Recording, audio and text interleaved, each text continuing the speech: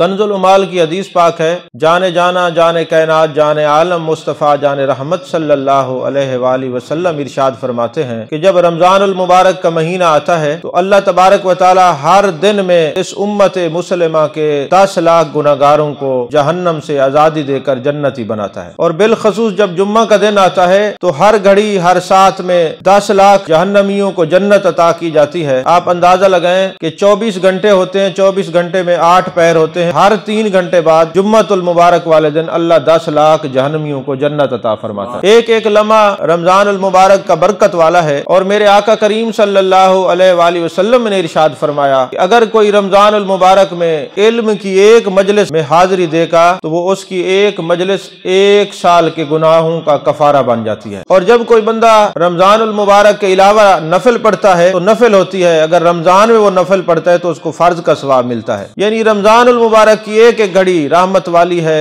عزت والی ہے، عظمت والی ہے، اور یہ خصوصاً سحری کے وقت اللہ اور اس کے فرشتے سحری کرنے والوں پر رحمت بھیجتے ہیں، اور افطاری کے وقت جو بھی دعا کی جاتی ہے اللہ تبارک و تعالی قبول فرماتا ہے۔ گویا یہ دعاؤں کی قبولیت، بخشش، جہنم سے آزادی کا یہ مہینہ ہے۔ اللہ تبارک و تعالی ہم سب کو فیضان رمضان سے معمور ہونے کی توفیق عطا فرمائے۔